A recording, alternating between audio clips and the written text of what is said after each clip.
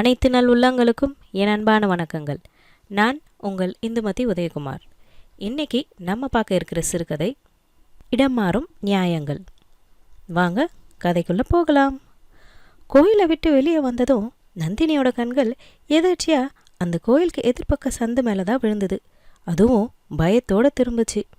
அவள் பார்வை போன திரும்பின திசையை பார்த்த அவளுடைய அம்மா வேணி, நந்தினி அங்கே என்ன பார்வை? எதை வேண்டான்னு சொல்கிறோமோ அதை செய்யறது தான் உன்ன மாதிரி பிள்ளைங்களுக்கு இப்போல்லாம் வேலையாக போச்சு. முதல்ல இப்படி திரும்பி சாமியை கும்பிடு. 10வது பரீட்சையில் நல்ல மார்க் வாங்கணுன்னு பிரார்த்தனை பண்ணிக்கோ அப்படின்னு அதட்டினா. ஆனால் அந்த அதட்டல்கள் எல்லாம் அவளுடைய காதில் போச்சே தவிர அவளோட மனசில் போகலை. வெளியில் வந்து செருப்பு போட்டுக்கிட்டு அவளுடைய அப்பா பிரபு நடந்து போக வேணியும் நந்தினியும் அவனை பின்தொடர்ந்து நடந்தாங்க. வண்டியில் ஏறினதும் எதேர்ச்சியாக திரும்பி பார்த்தா நந்தினி. தெருவிளக்கு வெளிச்சத்தில் அந்த பெண் இப்போ நல்லாவே தெரிஞ்சா. என்னை பார்த்து பல நாட்களான தலைமுடி, அழுக்கான உடம்பு, வெறிச்ச பார்வை, அழுக்கு துணியில் சாயம் போய் கிடந்த ஒரு நைட்டி, அதுக்கு மேலே ஆண்கள் போடுற ஒரு கிழிந்த மேல் சட்டை. நந்தினி தினமும் இந்த வழியாக தான் பள்ளிக்கூடம் போயிட்டு வரணும். கிட்டத்தட்ட 10 வருஷங்களா இந்த வழியாக தான் போய் வந்துட்டுருக்கா. ஆனால் இந்த பெண் இன்னும் இவ்வளவு காலமாக இல்லாமல் இப்போ திடீர்னு 4-5 மாதமாக தான் இவளை பார்த்துட்ருக்கா. முதல்ல சின்ன ஆச்சரியத்தோடு பார்க்க ஆரம்பித்தவருக்கு அடுத்து என்னமோ பயத்தை தான் ஏற்படுத்துச்சு. அந்த பெண்ணோட உருவம், பேரும் தெரியாது, ஊரும் தெரியாது. இத்தனை நாள் எங்கே இருந்தா, இனி என்ன பண்ண போகிறா, எங்கே போகிறா எதுவுமே தெரியாது. மழை பெஞ்சு 4 நாளில் பூத்த நாய்க்கோட காளான் மாதிரி திடீர்னு எங்கே இருந்தோ ஒரே நாள் முளைச்சி வந்தவ இவ. அதோட நந்தினியோட கவனத்தையும் ஈர்த்தா. தெருவிளக்கு கீழே படையெடுத்துக்கிட்டு இருந்த கொசு கூட்டம் அவளை நல்லாவே பதம் பார்த்துச்சு. ஆனால் அந்த பெண் அதை கொஞ்சம் கூட சட்டை செய்யாமல் எங்கேயோ வெறித்து பார்த்தபடி உட்காந்துட்டு இருந்தா. வீட்டில் ஒரு ரூமுக்கும் ஒரு கொசு விரட்டுற மிஷினும் எலக்ட்ரிக் பேட்டும் வேகமாக சுழன்று கொசுக்களை துரத்துற மின்விசிறின்னு இருந்தாலும் இது எதுவுமே பத்தலை.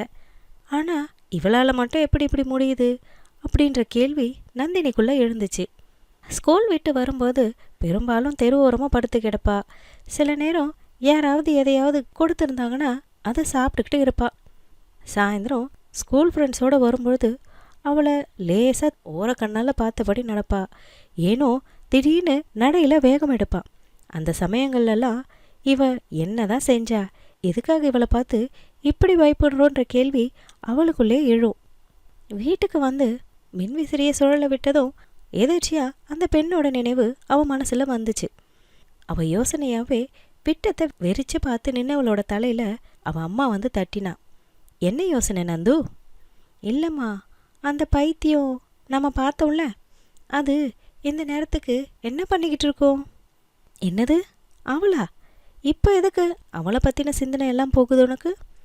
இல்லைம்மா, சும்மா தான் கேட்டேன். பைத்தியத்தை பற்றி எல்லாம் எனக்கு எப்படி தெரியும்? அது என்ன பண்ணோன்னு என்ன கேட்காத.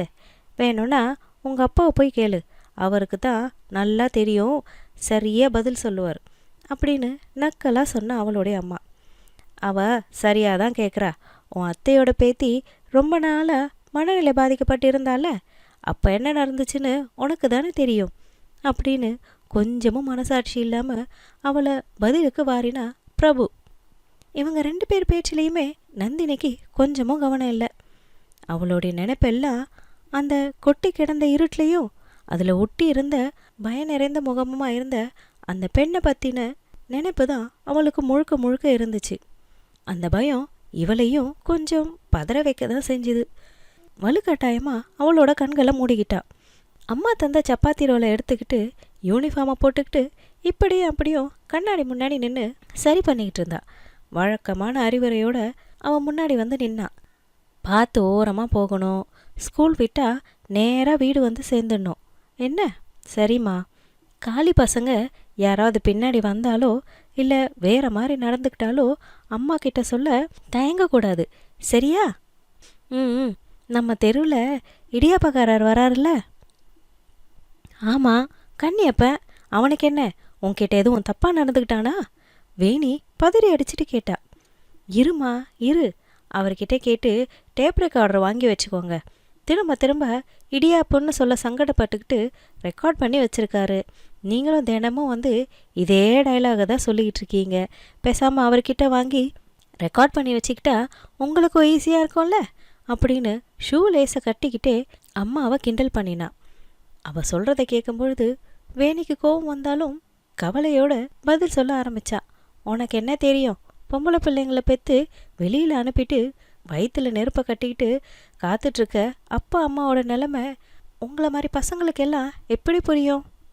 எப்போவுமே காலையில் ஸ்கூல் வேன் கரெக்ட் டைமுக்கு வந்துடும். 10th ஸ்டாண்டர்டுன்றதால ஸ்பெஷல் கிளாஸ் முடிஞ்சு வீடு திரும்புறதுக்கும் லேட் ஆகும். அதனால் திரும்ப வரும்போது நடந்து தான் வருவாள். இன்றைக்கும் அதே மாதிரி திரும்பி வரும்பொழுது அந்த பெண் அங்கே தான் படுத்திருந்தா. அவன் முகத்தில் தீராத அவஸ்தையை இவளால் உணர முடிஞ்சுது. என்னன்னு இவளால் கண்டுபிடிக்க முடியல. தயக்கத்தோடு நின்னா. காலையில் அம்மா கட்டி தந்த சப்பாத்தி ரோலை சாப்பிடாம அப்படியே தான் இருந்துச்சு. அந்த பெண்ணும் நந்தினியை ஒரு நொடி பார்த்துட்டு கண்களை மூடிக்கிட்டா. சப்பாத்தி ரோலை அவள் பக்கத்தில் வச்சுட்டு வேகமாக ஓடி வந்துட்டா நந்தினி. கொஞ்ச தூரம் ஓடி வந்ததும் நின்று அவள் திரும்பி மெதுவாக அவளை பார்த்தா. அந்த பெண் ஆவலை அதை எடுத்து சாப்பிட்டுக்கிட்டு இருந்தா.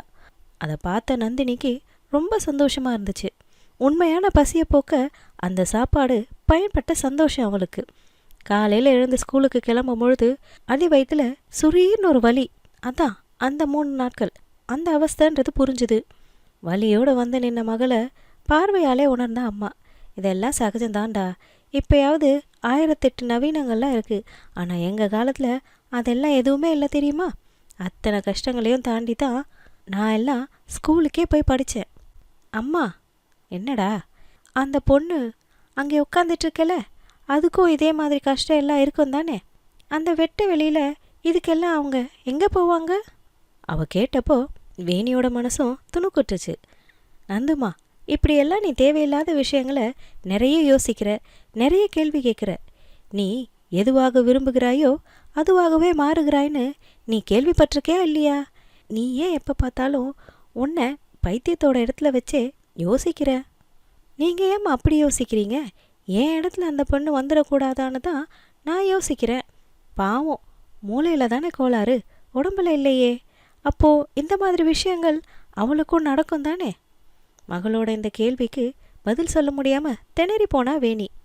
சாயந்தரம் வீடு திரும்பும்போது அம்மாவுக்கு தெரியாமல் எடுத்து வந்திருந்த நாப்கின் பேக்கெட்டை அந்த பெண்ணு முன்னாடி வச்சுட்டு அதே மாதிரி வேகமாக ஓட்டமும் நடையுமா வந்தா. வழக்கம் போல் கொஞ்சம் தூரம் வந்ததும் திரும்பி பார்த்தா. அந்த பெண் அந்த பேக்கெட்டை எடுத்து திருப்பி திருப்பி பார்த்துக்கிட்டு இருந்தா. அந்த பேக்கெட் எதுக்கு உபயோகப்படும்னு அவளுக்கு புரியுமா இல்லையான்னு தெரியலனாலும் தனக்குள்ளே ஏற்பட்ட அந்த ஆத்ம திருப்தியை அவளால் உணர முடிஞ்சுது. அன்னைக்கு ஸ்பெஷல் கிளாஸ் முடிஞ்சு வீடு திரும்பும்போது லேசாக இருட்டி இருந்தது. சாரல் மழை கூட சின்னதாக வந்துட்டு இருந்துச்சு. அந்த இடத்த தாண்டி போகும்பொழுது அந்த பெண்ணை சுற்றி 4-5 குடிகாரங்க நின்று வம்பு வளர்த்துட்டு இருந்தாங்க. அதை பார்த்த அந்த பிஞ்சு மனசு வேகமாக துடிக்க ஆரம்பிச்சுது. வேகமாக அந்த இடத்த கடந்து போயிடலாமா அல்லது உதவிக்கு யாரையாவது கூப்பிடலாமான்னு என்ன செய்யறதுன்னு தெரியாமல் தவிச்சா. ஆனால் தாண்டி போன எல்லாருக்கும் அது ஒரு வேடிக்கையாக தான் தெரிஞ்சதே தவிர்த்து புத்தி சுவாதீனம் இல்லாத அந்த பெண்ணுக்கு நடக்கிற அநீதியா அத்துமீறலா யாருக்குமே படலை. சிலர் முணுமுணுத்துக்கிட்டே தாண்டி போனாங்க. ஒத்த கையால் தலையை சொரிஞ்சபடி இன்னொரு கையில் வச்சிருந்த அலுமினிய தட்டை பெரிய கேடயமாக்கி அவங்கள அடித்து தன்னைத்தானே காத்துக்கிட்டு இருந்தா. எதிர் வரிசையில் இருந்த ஒரு பெட்டி கடை நோக்கி ஓடினா. ஃபோனில் ரொம்ப மும்முரமாக படம் பார்த்துட்டு இருந்த அந்த கடைக்காரரை கூப்பிட்டா. என்ன பாப்பா வேணும்? அங்கிள், அங்கே பாருங்களேன், அந்த அக்கா கிட்ட எல்லோரும் வம்பு பண்ணுறாங்க அப்படின்னு அவள் கைகளை காட்டின திசையில் நிமிர்ந்து பார்த்தவரோட முகம் அலட்சியமாக திரும்பிக்கிச்சு. அதா, அந்த பைத்தியத்துக்கிட்ட யாராவது வம்பு பண்ணுறது அது சகஜம் தானே, அதெல்லாம் ஒன்றும் இல்லை, நீ கிளம்பு பாப்பா அப்படின்னாரு. திரும்பவும் தன்னோட கண்களை ஃபோனில் தொலைச்சு. அங்கே அந்த பெண்ணோட போராட்டம் தொடர்ந்துக்கிட்டே தான் இருந்துச்சு. கையில் இருந்த ₹1 எடுத்து காயின் பாக்ஸில் போட்டு அம்மாவோட நம்பருக்கு ஃபோன் பண்ணினான். எதிர்முனையில் அம்மா ஃபோன் எடுத்ததும் இவளுடைய குரல் கேட்டு அதிர்ந்து போனான்.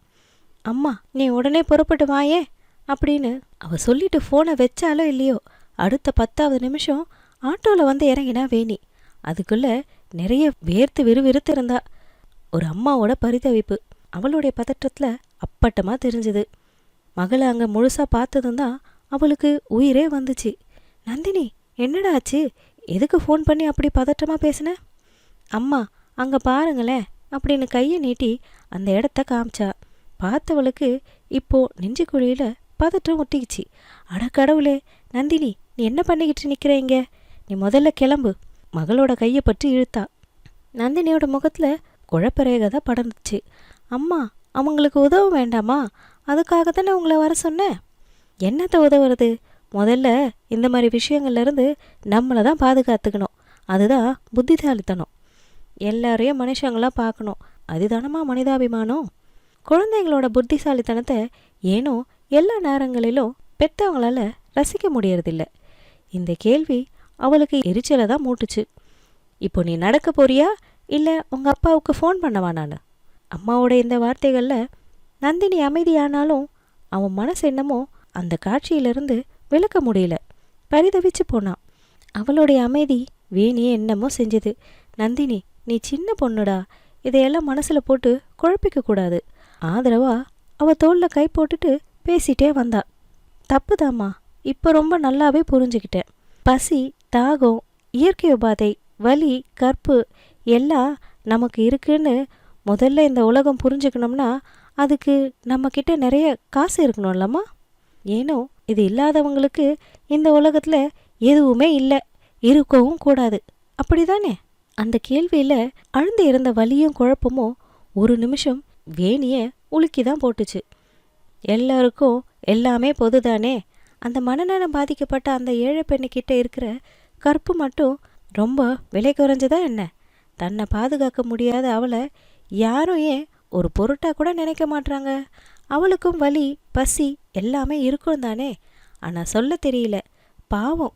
நந்தினியோட வார்த்தையில் நெகிழ்ந்து போனா வேணி.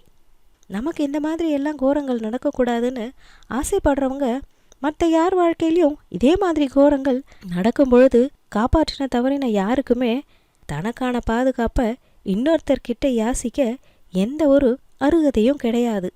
இந்த எண்ணம் தான் வேணியோட மனசில் ஓடுச்சு. உடனே வேகமாக தன்னுடைய மொபைலை எடுத்து அவசர போலீஸ்க்கு நம்பரை அழுத்தினா. கதை முற்றும்.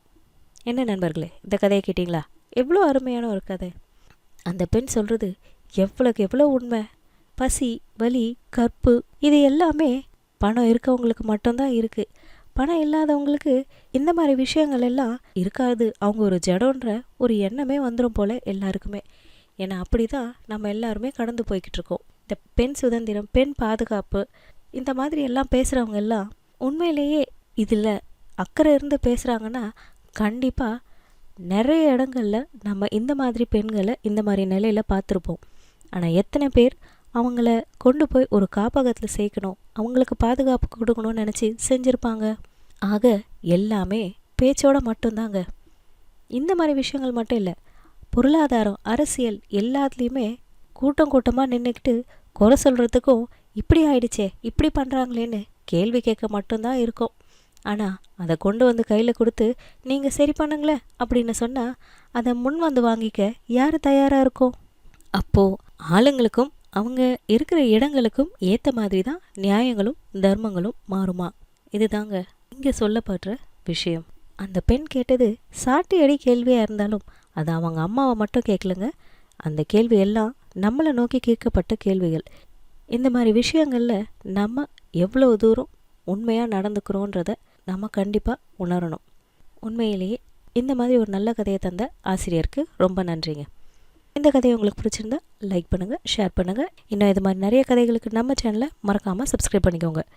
திரும்ப வேறு ஒரு நல்ல கதையுடன் நான் உங்களை மீண்டும் சந்திக்கிறேன். அதுவரையில் நன்றி.